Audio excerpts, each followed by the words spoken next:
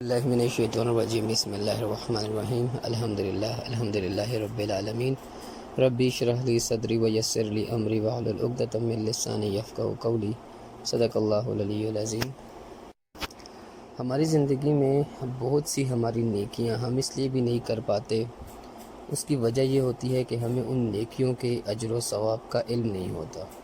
اور اس طرح بہت سے مبارک دن ہماری زندگیوں میں آتے ہیں، مبارک مہینے آتے ہیں، اور وہ اسی طرح گزر جاتے ہیں اور ہم اس خیر سے محروم ہو جاتے ہیں۔ اسی طرح سے اللہ رب العزت نے قرآن پاک میں فرمایا کہ سورہ توبہ کے اندر کے 4 مہینے جو ہیں وہ حرمت والے ہیں، عزت والے ہیں، یعنی ذیقعد، ذی الحج، محرم الحرام اور رجب المرجب۔ اور یہ جو محرم الحرام جس میں ہم موجود ہیں، تو یہ اللہ کے نزدیک جو ہے یہ اکرام والا مہینہ ہے۔ اکرام کیا چیز ہے اس کو تھوڑا سا سمجھ لیں کہ جھوٹ جو ہے وہ آپ ایک بری عادت ہے، گناہ کا کام ہے، لیکن آپ اگر وہی جھوٹ مسجد کے اندر بولیں تو یہ مسجد کی حرمت نہیں ہے، اس نے مطلب وہ زیادہ بڑا گناہ ہے کہ ایک تو بندہ جھوٹ بولتا ہے وہ گناہ ہے ہی ہے، لیکن وہی شخص اگر مسجد میں جا کے جھوٹ بولے تو اس کا مطلب اس نے مسجد کے تقدس کو پامال کیا، اس کی تقدس کا خیال نہیں رکھا اور وہاں جا کے اس نے جھوٹ بولا، تو یہ زیادہ بڑا گناہ ہے۔ اسی طرح کوئی غیبت کرتا ہے، چوری کرتا ہے یا اس طرح فحش کلامی کرتا ہے، یہ بری بات ہے، لیکن اگر یہی شخص بیت اللہ شریف میں خانہ کعبہ میں جا کے غیبت کرے، چوری کرے، فحش کلامی کرے، گالیاں دے، تو یہ اس نے کیا کیا کہ بیت اللہ شریف کا اکرام نہیں کیا، تو وہاں پہ جب یہ عمل کرے گا تو وہ زیادہ بڑا گناہ ہے۔ تو اسی طرح یہ جو حرمت والے اللہ کے مہینے ہیں، جب اس میں بندہ کوئی نیکی کرتا ہے تو وہ عام دنوں سے اس نیکی کا زیادہ اجر و ثواب جو ہے وہ اس کو ملتا ہے، اور اسی طرح اگر کوئی گناہ کرتا ہے تو اس کو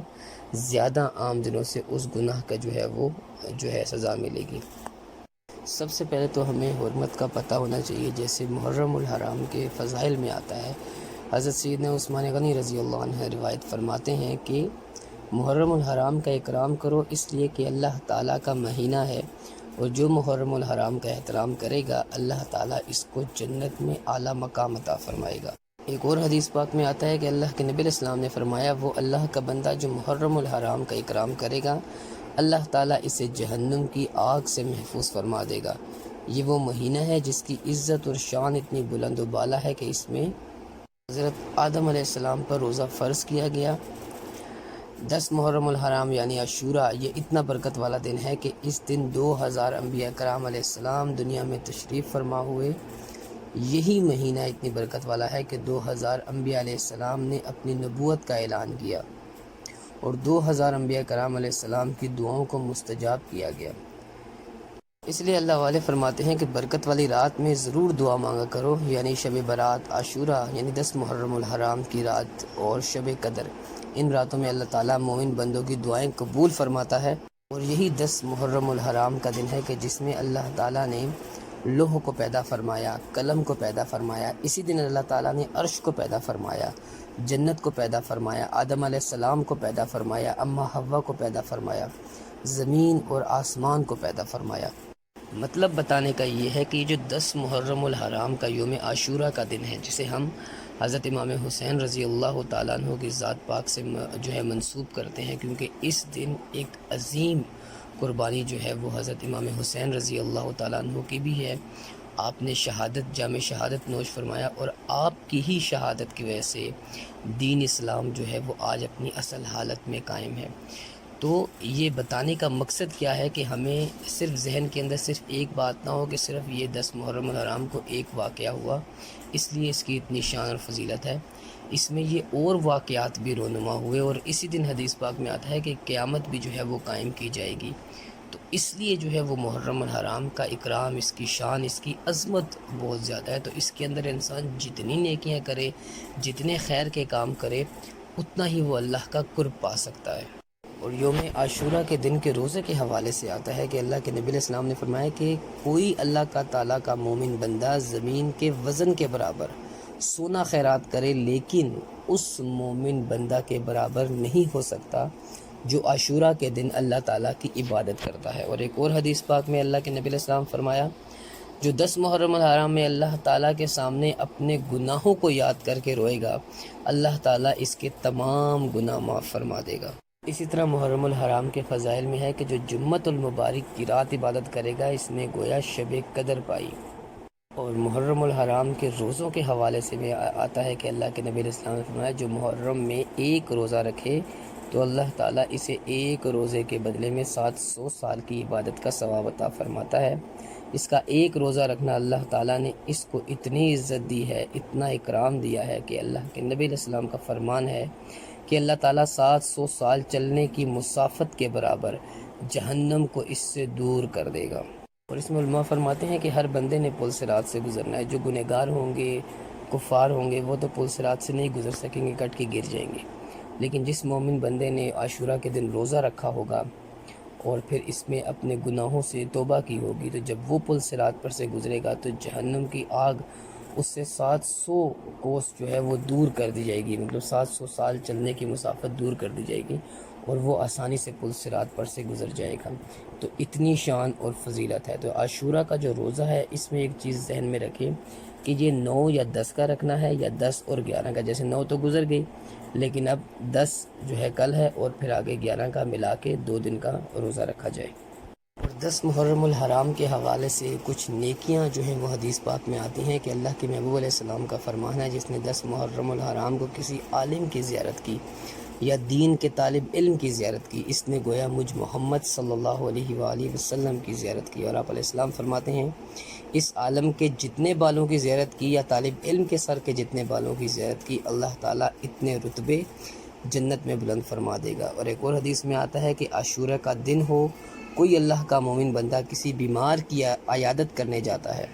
اس بیمار تک پہنچنے کے لیے جتنے قدم اٹھاتا ہے ہر قدم کے بدلے میں ایک شہید کا ثواب ملتا ہے۔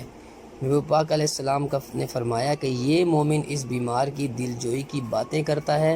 اس کو دھارس دیتا ہے، پھر تباہ پرسی کرنے کے بعد اٹھنے لگتا ہے تو پیارے آقا علیہ السلام نے فرمایا کہ جیسے ہی وہ اٹھتا ہے اللہ تعالیٰ اس کے سارے پچھلے گناہ جو ہے وہ معاف فرما دیتا ہے۔ اسی طرح ایک حدیث پاک میں آتا ہے کہ 10 محرم الحرام کے دن کوئی اللہ کا مومن بندہ قرآن پاک کی چند آیتوں کی تلاوت کرے تو اس نے گویا پورے سال اللہ تعالیٰ کے کلام کی تلاوت کی۔ پھر حدیث پاک میں ہے کہ اللہ تعالیٰ کا کوئی مومن بندہ 10 محرم الحرام عاشورہ کے دن کسی یتیم کے پاس جاتا ہے، اسے شفقت سے پیار کرتے ہوئے اس کے سر پہ ہاتھ پھیرتا ہے، اسے کوئی چیز دیتا ہے، اللہ کے نبی علیہ السلام نے فرمایا جتنے اس کے سر کے بال ہوتے ہیں اللہ رب العزت اسے اتنے ہی اس کے رتبے بلند کرتا ہے۔ پھر حدیث پاک میں ہے کہ جو 10 محرم الحرام میں اللہ تعالیٰ کے سامنے اپنے گناہوں کو یاد کر کے روئے گا اللہ تعالیٰ اس کے تمام گناہ معاف فرما دے گا۔ اللہ کے نبی علیہ السلام نے فرمایا 10 محرم الحرام عاشورہ کے دن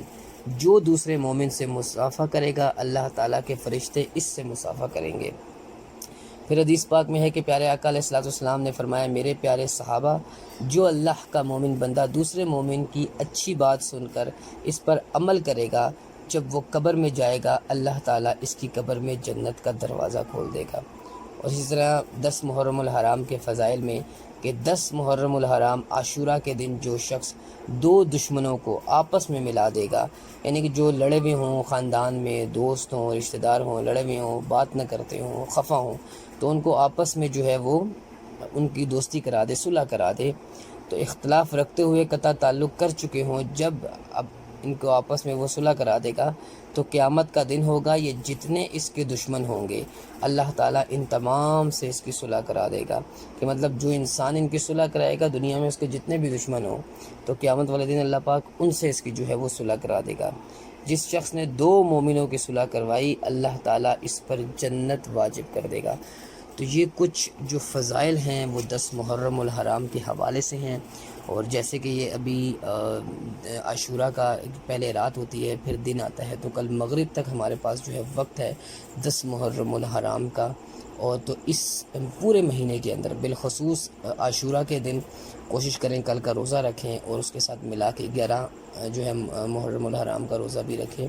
اور کل جتنا ہو سکے قرآن پاک کی تلاوت، نیکی کام، بلکہ یہاں تک روایات میں آتا ہے کہ 10 محرم الحرام کو اگر آپ اپنے گھر والوں کے لیے کوئی چیزیں لے کر آتے ہیں کھانے پینے کی اور رزق میں وسعت کرتے ہیں، ٹھیک ہے، عام روٹین سے زیادہ کرتے ہیں، تو اللہ پاک اس شخص کے مال میں اتنی برکت عطا فرمائے گا کہ سارا سال اس کی مال کی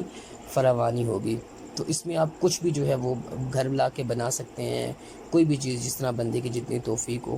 تو اس دن کو بھرپور طریقے سے اللہ کی عبادت میں، اس کی شکر گزاری کے اندر، اس کی اطاعت کے اندر گزاریں۔ ایسا نہ ہو کہ چھٹی مل گئی، کہیں گھومنے کا پلان بنا لیا، کہیں گھومنے کے لیے چلے گئے اور 10 محرم الحرام کا دن اسی طریقے سے گزر گیا، یہ بڑی بد نصیبی ہے۔ سب سے پہلے انسان کے دل کے اندر تو اللہ کے نبی علیہ السلام کے نواسوں کا درد بھی ہونا چاہیے کہ اس دن حضرت امام حسین علی مقام رضی اللہ تعالیٰ عنہ نے جو جام شہادت نوش فرمایا، وہ کس کے لیے تھا؟ وہ اسی امت محمدیہ صلی اللہ علیہ وآلہ وسلم کے لیے تھا، جو حق کے لیے کھڑے ہوئے، حق کے لیے لڑے اور دین اسلام کی بقا کو جو ہے انہوں نے بچا لیا۔ اگر وہ اس دن نہ کھڑے ہوتے تو آج دین اپنی اصلی حالت میں ہی نہ ہوتا، ٹھیک ہے؟ تو اس لیے جو ہے وہ اس دن سے بھرپور فائدہ اٹھائیں، اپنے لیے بھی دعا فرمائیں، ہمارے لیے بھی دعا فرمائیں۔ اللہ پاک ہمیں اب اخلاص کے ساتھ اپنے دین پہ چلنے کی توفیق عطا فرمائے۔ وما توفیق الا باللہ۔